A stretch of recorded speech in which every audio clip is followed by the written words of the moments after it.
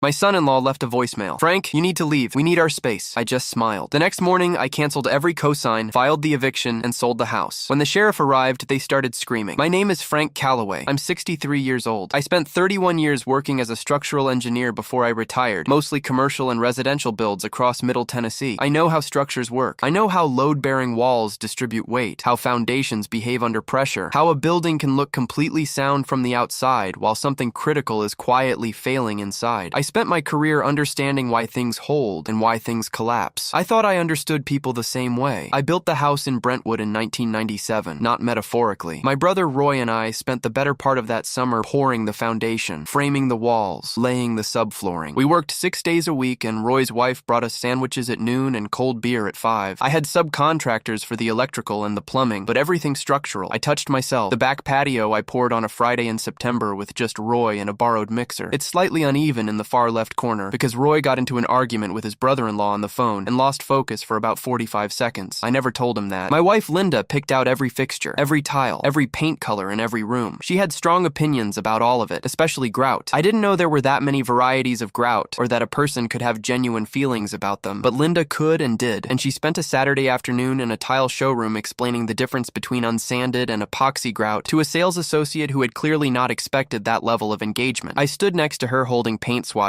and pretending I could tell the difference between Swiss coffee and antique white. We moved in that October. Carla was 6. She named her bedroom the Pink Palace even though it was painted a very pale yellow, which Linda and I agreed was close enough. Carla has always seen things her own way. That part hasn't changed. We lived in that house for 22 years before Linda got sick. I want to tell you about Linda because I think you need to understand what that house meant before you can understand what happened in it later. Linda was a high school librarian for 28 years. She believed in long dinners and good books and calling people on their birthdays, even if you hadn't spoken in years. She believed that a house was only as warm as the effort you put into it, and she put in considerable effort. The Christmas decorations took 3 days. She kept a guest book in the front hall and asked everyone who visited to sign it, including the plumber and the woman who came to clean the carpets one year, both of whom seemed genuinely touched to be asked. When Carla left for college in 2011, it got quieter. Linda and I found our way into a different rhythm. Morning coffee on the back patio, Friday dinners at the Italian place on Franklin Road that we'd been going to since 1999, Saturday afternoons where one of us read while the other watched whatever game was on, sometimes both of us watching, sometimes me watching while Linda read and made observations about the characters in her book out loud like I was also reading it, which I wasn't, but after 20-something years I had gotten pretty good at following along. I started building models around 2014, started with a scale replica of a railroad bridge I'd worked on early in my career. By the time Linda got sick, I had 7 of them in my garage workshop, all built to 1/4-inch scale, lit from inside with LED strips I'd wired myself. Linda called them my tiny infrastructure, meaning both the models and me. Linda was diagnosed in January of 2019. Pancreatic cancer, stage 4. The oncologist was honest with us in the way that good doctors are when the news is the worst kind, giving us facts without decoration and staying in the room while we processed them. 3 months from diagnosis to the end. We had 12 weeks from that morning to the Tuesday afternoon in March, when Linda took her last breath with Carla on one side of her and me on the other, and the pale yellow curtains letting in the flat gray light that March afternoons specialize in. I'm not going to describe those 12 weeks in detail. There's a limit to what a person should have to revisit, and I've long since decided where mine is. What I will say is that Linda was herself until nearly the end. 2 weeks before she died, she told me she was worried about Carla. Not in the immediate sense, but in the long view. She said she'd seen something in Daniel she couldn't quite name and that it unsettled her. When I asked what she meant, she was quiet for a moment, the way she got when she was being precise. She said she thought he was the kind of person who found generosity in other people and mistook it for a resource. I didn't know what to do with that at the time. I do now. Carla was 31 when her mother died. She and Daniel had been married for a year and a half. They'd moved to Nashville from Memphis the year before, renting an apartment in Midtown while Daniel tried to get his contracting business established, and Carla worked at a marketing firm downtown. They were at the house when Linda died, and they stayed for a week after the funeral, which was right and necessary, and I was glad for Carla's presence in those strange early days of grief, even if I sometimes needed to be alone with it in a way I didn't know how to explain. After they left, I was alone in a 4-bedroom house in Brentwood that suddenly felt like it was made of echo. That's the only way I know how to describe it, echo. Every room had Linda in it, and also didn't have Linda in it, and the combination was a kind of presence in itself. I learned to navigate it. Morning coffee on the back patio even in the cold months. Friday dinners at the Italian place, sitting at the same table, talking to the same waitress who had known us for 20 years and who cried the first time she saw me come in alone and squeezed my arm without saying anything, which was exactly the right thing. I kept the guest book in the front hall, and sometimes when I couldn't sleep, I'd go downstairs and read through through it. 6 months after Linda passed, Carla called. She and Daniel were struggling. The pandemic had hurt his contracting business. Her firm had cut salaries. They were behind on rent, and the landlord had started sending notices. Could they stay with me, just until things stabilized? I said yes without hesitating. She was my daughter. The house had 4 bedrooms and an empty kitchen and a back patio. I sat on alone every morning. I told her to come whenever they were ready. They arrived on a Saturday with a rented truck and 4 carloads of furniture. I helped them move in. Daniel and I carried his desk up the stairs together, and when we set it down in the guest room, he laughed and said, "Man, this is temporary, but it doesn't feel temporary." And I thought he meant it as a joke. That was 4 years before the voicemail. The first year was genuinely fine. I don't want to rewrite history in either direction. Daniel picked up work again, 3 or 4 steady contracts through the fall, and seemed to have some momentum. Carla worked from home. We got into a routine, the 3 of us. Coffee in the mornings, dinner together a few nights a week. There were evenings where I'd sit at the kitchen table after dinner, listening to Carla talk about her work, and think that having family around had softened something. The silence had been sharpening. The house felt like a house again instead of a monument, and that counted for something. The edges started showing in the second year. It started small, the way it always does with these things. One morning I came downstairs and the living room furniture had been rearranged. The couch had been moved from the south wall to the east wall facing the television, which I suppose made practical sense from a viewing angle perspective, but no one had mentioned they were planning to do it and I hadn't been asked. I stood in the doorway for a moment looking at the room and something small registered. Not quite discomfort, more like a slight vibration at a frequency I couldn't quite identify. I told myself it was just furniture. A week later, my coffee maker was gone. Not broken, not moved aside. Gone. In its place was a different machine, a sleek silver one that took pods, which was Daniel's preference. Mine was in the garage on the shelf next to my drill press. When I asked about it, Daniel said the pod machine was better and took up less counter space. I said okay and went to the garage to get mine. He said, "Oh, just use this one. I got the pods you like." I stood there in my own kitchen being redirected away from my own appliance, and I thought about the word just, how often it precedes a sentence designed to make a request seem smaller than it is. I brought the coffee maker back inside and put it on the counter. Daniel watched and didn't say anything further. That month, he started parking in the center of the driveway. Not every day at first, occasionally. But the pattern settled, and within a few weeks it was the default position. His truck centered, which meant I had to angle mine at an awkward diagonal to fit alongside it. There was plenty of room for 2 vehicles if he parked to one side. The driveway was poured 20 feet wide specifically so that 2 vehicles could fit comfortably. I had designed the pour that way. I knew the measurements because I had drawn them. Still, I said nothing. I pulled in at my angle and went about my day. None of these things were individually worth fighting about. I want to be fair about that. A man rearranges furniture and chooses a different coffee maker and parks slightly inconsiderately. These are not grievances you bring to your daughter. They're inconveniences. You absorb them, you move on, you assume a baseline of goodwill that smooths the small irritations out over time. That's what living with people requires. What I didn't account for was that these things weren't random. They were accumulating. Each one was a small survey of what I'd accept, and every time I accepted it without response, the next thing arrived a little larger. By year 2, the comments had started. Daniel had a friend over for dinner in October, a guy from his contracting circle, and at the kitchen table, Daniel said, loud enough that I was obviously meant to hear, that living with an old guy who was set in his ways was challenging. Brett laughed. Carla kept eating. I refilled my water glass and changed the subject. A few weeks later, Carla sat down with me at the kitchen table after dinner, just the 2 of us, and in a careful, reasonable voice told me I should start thinking about downsizing. The house was a lot to maintain at my age, she said. She'd been reading about communities for people in my situation, and some of them were really nice and had a lot of amenities. I looked at her for a moment. I was 62. I ran 4 miles 3 times a week. I had built the deck outside the window she was looking past while she talked. The word situation was doing a lot of work in her sentence, and we both knew it. I thanked her for the concern and said I felt fine about the house and changed the subject. I started paying closer attention. The pattern was clearer once I was looking for it. Daniel had stopped working by then in any meaningful sense. His contracting business was technically operational, but I watched a month go by without him going to a job site, then another. He had 2 clients by the end of year 2, and I'm not sure how much actual work he was doing for them. Most of his days were spent in the living room watching sports, or in the backyard on his phone, or making plans for business ventures he described in detail over dinner and then never mentioned again. A deck renovation company, a landscaping service. One month it was a food truck. He was good at describing things. Carla's salary was keeping them afloat. I knew this because she'd mentioned once that she'd been picking up extra projects to keep their finances stable, and I'd done the arithmetic from there. They weren't paying rent to me. They weren't contributing to utilities or groceries. One night at 2 in the morning, I sat at my workbench with a legal pad and did the math. 4 years of housing at market rate, utilities, groceries, the cost of things that wore out faster with 3 people in the house. The total came out somewhere north of $160,000. I stared at that number for a while. Then I folded the paper, put it in the drawer, and went to bed. I never brought it up. Last Thanksgiving was when the recliner disappeared. I came downstairs on the Thursday morning to find the living room rearranged again, more substantially this time. The couch in a new position, the side tables moved, the area rug shifted. shifted, and my recliner gone. Not in another room, not moved to a corner. Gone from the house and in the garage, where I found it when I went to get a screwdriver that afternoon, sitting between the workbench and the wall with a stack of boxes pushed up against one arm. I went back inside and asked Daniel where the recliner was. He said the living room needed a fresh energy. He said it while standing in the kitchen pouring himself a cup of coffee from the pod machine, not looking at me, in the tone of someone delivering information about a decision that's been made and isn't really open for discussion. I stood in the doorway between the kitchen and the hall for a moment. I was standing in a room I had painted the year after we moved in and repainted 7 years later when Linda changed her mind about the color. I had rewired the outlets in that room one summer weekend when the inspector flagged them during a renovation review. My furniture, my walls, my house. And a 34-year-old man who had been living rent-free inside it for 3.5 years was telling me my chair needed to find different energy. I went to the garage. I sat in my recliner. I did not say a word. That night, I made a call. I called Gerald Watts, an attorney I'd been working with on property matters for about 15 years, going back to when I was buying investment properties before I retired. Gerald is a careful, methodical man who wears the same style of reading glasses he's worn since 1994 and who never says 2 words when one will do. I left him a message asking if he had time in the next week to do a review of my estate documents and property situation. He called back the next morning and we set a time. I want to explain why I made that call that night and not before. It wasn't the recliner itself. The recliner was a signal, the clearest one yet, but it wasn't the cause. What it was the moment I stopped hoping the situation was going to self-correct. I had been watching the terms of the arrangement shift incrementally for nearly 4 years and telling myself that patience was the appropriate response, that the situation would stabilize. The recliner moved to the garage was the moment I acknowledged, privately and without drama, that stability was not coming and that I needed to understand my options. Gerald and I met at his office on a Tuesday morning. I walked him through the last 3.5 years the way engineers describe structural problems. Here are the load-bearing elements. Here is the deterioration. Here are my questions about failure modes. Gerald listened, made notes, and then spent 40 minutes answering my questions with precision and economy of language. The property deed showed a single owner, me, 26 years, no transaction, no co-ownership filing, no legal instrument that had altered that. Every utility, every tax record, every insurance policy in my name alone. From a property law standpoint, Gerald said, they are guests, extended guests with some statutory tenant protections given duration of stay, requiring proper notice procedure. But guests, I asked about the loans. 2 years earlier, Daniel had needed a co-signer on a truck loan, $28,000. Carla had asked on his behalf. I had agreed. A year after that, an equipment loan, $11,500. I was on both as co-signer, total remaining balance around $31,000. Gerald said withdrawal was possible, but would require Daniel to qualify independently or find a replacement, which given his income history and current employment situation was unlikely. I told him to start the paperwork. About 3 weeks after that meeting, I started seeing Patricia. I want to tell you about Patricia because she matters to this story in ways that go beyond what she gets credited for. We met at a neighborhood association meeting in early November. I hadn't been to one in years, but the agenda included a drainage issue on my street that I had opinions about. Patricia was sitting 2 rows ahead of me and made an observation about the drainage proposal that was so technically accurate and delivered with such dry humor that I laughed out loud, which I don't do often in public. She turned around to see who'd laughed. We introduced ourselves. Patricia was 60 years old, recently retired after 30 years teaching high school English. She had the particular intelligence of someone who has spent decades genuinely listening to what people are actually saying rather than what they mean to say. She was not impressed by things, which is rare and valuable. She was interested in things, which is rarer and more valuable still. We had coffee twice, then dinner, then a walk along the greenway near her apartment that lasted 4 hours because we kept finding things to talk about. By December, I understood that this was something, and it felt, carefully and with appropriate caution, like something good. I told Carla about Patricia on a Sunday afternoon in December. I picked a quiet moment in the kitchen, just the 2 of us. Linda's good dishes put away in the cabinet above us. The particular stillness of a Sunday when the week hasn't started yet. I kept it simple. I said I'd been spending time with someone and thought it was going well, and I wanted her to know. Carla set down her coffee mug. She looked at me in a way that took a moment to read, and while I was reading it, Daniel came into the kitchen and Carla said, without looking away from me, Dad says he's seeing someone. Something passed between the 2 of them. One of those wordless communications that couples develop over time, quick and specific. Daniel leaned against the counter. Carla said, Dad. Her voice had shifted into a register I didn't recognize, or rather I recognized it from something but couldn't immediately place it. The careful, precise voice of someone delivering information they've decided on in advance. She said, I think you need to slow down. You're still grieving Mom. This sounds like it might be a rebound situation. Your mother has been gone 3 years, I said. 3 years isn't very long, she said. I sat with that for a moment. It's true that 3 years isn't long. It's also true that I am the person in this conversation who had been married to her mother for 34 years, and that the accounting of what constitutes long enough was not Carla's to do. I said I'd like to have Patricia over for dinner sometime. I said I thought they'd like her. Daniel Daniel set his coffee down. He said, "I'm not really comfortable with that." I looked at him. He said, "We live here too. We should have some say in who comes into our home." Our home. I need you to sit with that phrase for a moment because I did. Our home. 4 years ago, this man moved into my house with 2 rented truckloads of furniture and a contracting business going sideways. Since then, he had rearranged the furniture without asking, relocated my belongings to the garage, stopped contributing financially to the household, and spent most of his days watching television in a living room I had built. And at some point in that time, in the internal narrative he'd been maintaining, the word "our" had attached itself to the word "home." "This is my house, Daniel," I said. "We've built our life here, Frank. That has to count for something." I picked up my keys and told them I had errands. I drove to Patricia's apartment and sat in her kitchen for 2 hours. She listened the way she listens, completely and without interruption, and when I finished, she asked, "What are you going to do?" I said I didn't know yet. We both knew I did. I want to tell you about the weeks between that conversation and the voicemail. Nothing dramatic happened. The surface of things remained more or less intact. The hostility had been expressed and then submerged again, both sides continuing the routines of shared space while the underlying thing sat unaddressed, the way a crack in a foundation sits before the settlement shifts. Daniel was cool to me. Carla was careful. She asked about Patricia twice more in ways designed to seem casual. I gave neutral answers. I saw Patricia twice a week and didn't mention it at the house unless asked. I met with Gerald again in February to review the notice paperwork. It was ready. I held it in a folder in the drawer of my workbench next to the legal pad with the $160,000 number. I hadn't used either yet. I was still watching, calculating load. The voicemail arrived on a Tuesday afternoon in March. I was in the garage working on the bridge model. It's a covered bridge in Vermont, a historic one that Linda and I had visited on a driving trip we took for our 20th anniversary. We spent a night in a bed and breakfast near it and walked across it in the morning fog. Linda had taken a photograph of me standing in the middle of it, and the photo lived on the bookshelf in the bedroom until it moved with me. I started the model 8 months before the voicemail arrived, and it was about 60% complete by then. The main span and the roof line done, the siding in progress. My phone was on the edge of the workbench. It buzzed. I looked at the screen. Voicemail, no missed call. He had called directly to voicemail, which meant he had declined to risk the possibility that I might pick up. I pressed play. Daniel's voice, flat, businesslike. The specific flat business voice of a person who has rehearsed and decided that tone management is more important than content, which is always a tell. "Frank, this is Daniel. Just so you know, Carla and I have decided this arrangement isn't working anymore. You need to find somewhere else to live. We need our space." That was it. He hung up without waiting for a response. No comma at the end, no question, a period. I set the phone down on the workbench. I looked at the bridge model. I thought about what Linda had said in those last weeks, about people who mistake generosity for a resource. I thought about the word "our" and the word "home," and the specific flat voice of a man who had looked at the situation he was in and concluded that the person he was living with would absorb this the way he'd absorbed everything else. I sat there for about 10 minutes. The garage was quiet. The single bulb above the workbench lit the model and the tools and the legal pad in the drawer. Then I smiled. Not because it was funny, because I had finally been given the one thing I'd been waiting for without knowing I was waiting for it. Permission. Daniel had told me to leave. He had made the decision explicit. He had transferred the moral weight of what came next entirely onto himself, which is the only thing I can think of that explains why a man would do what he did in the way that he did it. He thought I'd absorb it. He'd been right so many times before that he'd forgotten to consider the alternative. I called Gerald at 7:30 p.m. He called back in 9 minutes. The next morning I was in his office at 8 a.m. We started with the cosigns. Gerald had already begun the withdrawal paperwork, but hadn't submitted it pending my decision. I told him to submit it. Both accounts that day. The truck loan and the equipment loan. $31,000 combined. He made a note. Then we talked through the eviction notice. I wanted to be accurate about my legal footing before I moved. Gerald confirmed everything he'd told me before. Sole ownership, 26 years, no co-ownership filing, no rental agreement, no legal instrument giving them any claim to the property. The statutory tenant protections from duration of stay would require me to follow proper notice procedure, which the certified 30-day notice satisfied. If they failed to vacate, we'd file with the county. He expected resolution in 2 to 3 weeks from filing, given the documentation. I told him to deliver the notice by the end of the week. Then I asked about selling the house. Gerald looked at me over his reading glasses. I had not mentioned this before. I said I'd been thinking about it, that the house had 4 years of a particular kind of memory accumulated in it now, and I wasn't sure I wanted to keep spending time inside that accumulation, that I'd been thinking about smaller properties in the area, something with workshop space, and that if I was going through the process of establishing my ownership of the property anyway, I might as well think about the next step. He said it was my house, and I could sell it whenever I chose. He said the comps in the Brentwood area were strong and had been for 3 years. I called my realtor from the parking lot of Gerald's office. Thursday, the eviction notice went out by certified mail. I watched the delivery confirmation on my phone. Daniel's name on the signature line. The timestamp was 10:42 in the morning. By 5 p.m. Thursday, I had 11 missed calls. I let all of them go to voicemail. I was at Patricia's apartment eating leftover pasta and reading the newspaper, which is one of the few things I do that Patricia finds genuinely inexplicable notable about me, the physical newspaper, but I've been reading one since 1983, and I'm not stopping now. By Friday morning, I had 23 missed calls. Friday afternoon, I listed the house. 4 bedrooms, 2 full baths, approximately 2,400 square feet, the back patio with the slightly uneven corner that only I knew about, the deck off the master bedroom, mature landscaping, Brentwood School District. My realtor set the ask at $740,000 based on comparable sales in the neighborhood. She expected strong interest. She was right. That Friday evening, my phone rang, and it was Daniel and I picked up. His voice was different from the voicemail. The flat business-like quality was gone. What was there instead was a kind of pressurized agitation, the voice of a person who had expected a door to open and found a wall instead. Frank, what is this letter? It's a 30-day notice to vacate or establish a rental agreement at current market rate, I said. You can't be serious. The notice was prepared by my attorney and delivered by certified mail. I assure you, it's serious. We live here. We have been here. You can't just... The property deed shows one owner, Daniel. That's been true for 26 years, and it remains true today. You have 30 days to either begin paying market rate rent, which my attorney has set at $2,800 per month, or to find alternative housing. There was a silence. Then he said, this is because of that woman. You're clearing us out because of that woman. I said, this is because you left me a voicemail telling me to leave my own house. I'm choosing to respect that request. I hung up before he could answer. Carla called 4 hours later. I let her talk. I've learned that there are moments when the most useful thing is to let something finish before you respond to it, because people will tell you everything you need to know if you give them enough room. She said I was being vindictive. She said I was punishing her for falling in love. She said I had never liked Daniel, and this was proof. She said her mother would have been ashamed of me. I sat with that last one. It landed. I sat with it for about 40 seconds, which is roughly how long it took me to remember what Linda had said in those last weeks. The careful, precise words of a woman who had always been right about people. Some people mistake generosity for a resource. I thought about 4 years of meals and utilities and $160,000 of housing. I thought about the recliner in the garage. I thought about a voicemail delivered by a man who was too careful to risk me picking up. Linda would not have been ashamed of me. When Carla finished, I said, I love you. I have loved you your entire life, and I will love you until the last day of mine. But I need you to hear something. Your husband left me a voicemail telling me to vacate the home I have owned for 26 years. Not a conversation. A voicemail. You did not call that night to apologize. You called tonight to defend him. That tells me what I need to know about where I stand. I hope that changes, I said. But until it does, the 30-day notice stands. I hung up. The 2 weeks after the notice were strange. Gerald was in contact with the county about the filing timeline. The cosign withdrawals had been processed, and both lending institutions had sent Daniel formal notices that the accounts were under review, and full balances might become immediately due if he couldn't qualify independently or find replacement cosigners. He could not qualify independently. His income wasn't sufficient to carry $31,000 at any bank's standard metrics, and there was no one in his life with the credit and financial willingness to take that on for him. On day 22, I drove to the Brentwood house. I wasn't there to negotiate. I needed to retrieve some of Linda's things I'd left behind when I moved out. A box of her books that she'd kept on the shelf in the bedroom. Her grandmother's sewing basket, which Linda had kept on the window seat and which I should have taken with me when I left. A photograph of the two of us from our Alaska trip in 2011 that had lived on the bookshelf in the hallway for 12 years. Daniel answered the door. He looked like he hadn't been sleeping. There was a quality to his face that I'd seen before on structures under stress. The particular compressed tension of something holding itself together through effort rather than integrity. I said, I'm here for some personal items. I'll be in and out in 20 minutes. He didn't move from the doorway immediately. Then he stepped aside. The house felt different. It was still my house, legally and factually, but something had shifted in the way it felt to be in it. I've thought about this since, and I think what had changed was not the house, but me. I'd stopped wanting it back. I found Linda's books and the sewing basket and the Alaska photograph, and I was in the hallway when Daniel appeared again. He said, we can't find anything we can afford on short notice. 2-bedroom apartments in this area are going for $2,200, $2,400. We'd need